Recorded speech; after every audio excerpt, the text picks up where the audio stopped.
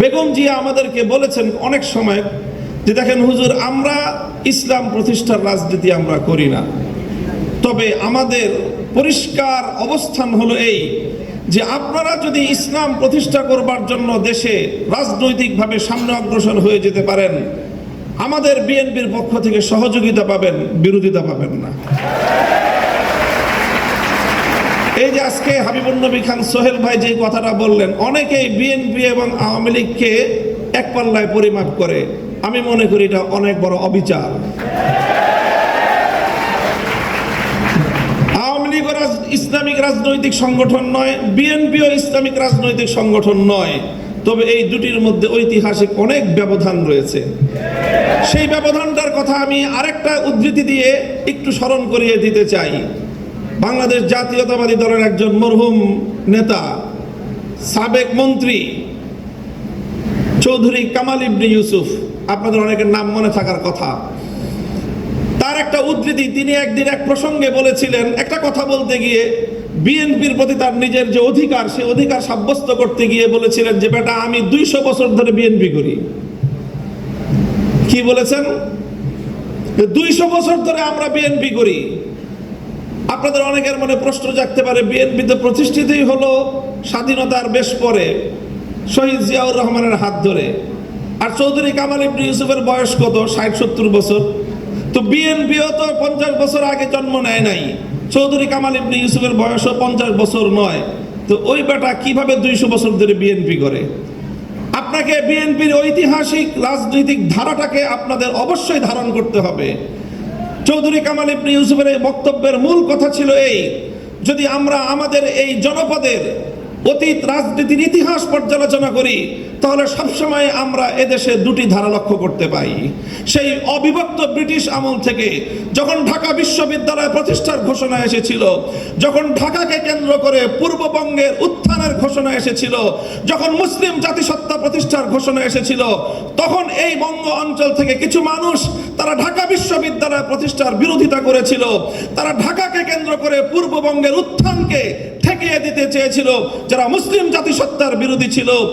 এই ঐতিহাসিক ধারা সেই ব্রিটিশ আমল থেকে চলে এসেছে, আর এই ধারায় এইভাবে দুটি ধারা প্রতিষ্ঠিত হয়েছে, সংঘাত চলেছে, লড়াই চলেছে। একটি ধারা ছিল পূর্ববঙ্গ কেন্দ্রিক এই বাংলাদেশি জাতীয়তাবাদ তথা মুসলিম জাতীয়তাবাদের, মুসলিম জাতিসত্তা গঠনের যে ঐতিহাসিক ধারা, এই ধারার যারা রাজনীতি করে, জাতীয়তাবাদী দল বিএনপি সেই ধারারই প্রতিনিধিত্ব করে।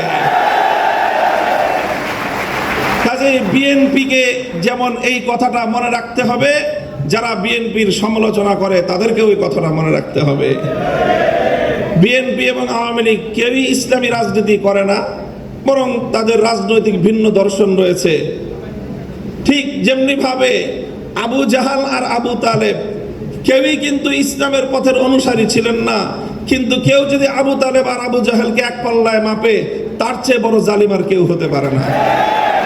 আমি মনে করি ইসলামী রাজনীতির দৃষ্টিকোণ থেকে বিএনপি আবু তালেবের ভূমিকায়, আর আওয়ামী লীগের আগাগোড়াই ভূমিকা হলো আবু জাহালের ভূমিকা।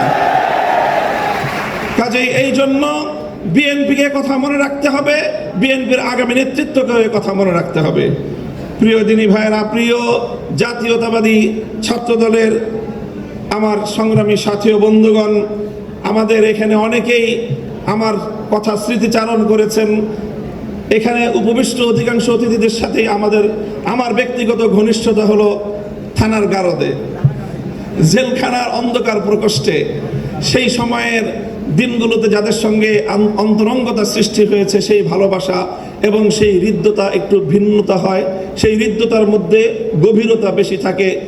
আমি আপনাদের এই শহীদুদ্দিন চৌধুরী আলী ভাই, সুলতান সালাউদ্দিন টুকু ভাই সহ আরো অনেকের সঙ্গে আমাদের সেই দুঃসময়ের দিনগুলো একসঙ্গে অতিক্রম করেছি। আরো অনেক নেতৃবৃন্দ ছিলেন, এই যে গিয়াসউদ্দিন আল মামুন সাহেব, তারপরে মিয়া নুরউদ্দিন অপু ভাই, আর এরপরে বিশেষভাবে যাকে আজকে আপনাদের এই মঞ্চে আমার স্মরণ করতে মনে যায়, তিনি আপনাদের প্রাক্তন কেন্দ্রীয় সভাপতি মরহুম নাসিরউদ্দিন আহমেদ পিন্টু ভাই।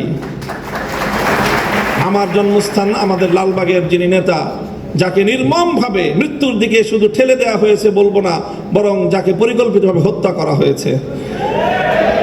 জাতীয়তাবাদী ছাত্রদলের একজন কেন্দ্রীয় সভাপতি পিন্টু ভাই কেমন ছিলেন, একটি কথা শুধু আপনাদেরকে স্মরণ করিয়ে দিতে চাই যেন আপনারা তার আদর্শের অনুসরণ করতে পারেন।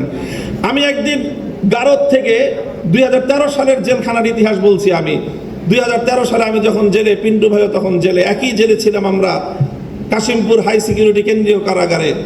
আমিও গেলাম, একেবারে যখন জেলখানায় পৌঁছলাম থানার গারদ কোর্ট থেকে, তখন আসরের সময় প্রায় শেষ হয়ে যায়। আমি পথিমধ্যে আসরের নামাজ পড়তে সক্ষম হয়েছিলাম। পিন্টু ভাই আলাদা আরেক গাড়িতে গেলেন, কিন্তু তিনি আসরের নামাজ পড়তে পারেন নাই। আমি ওই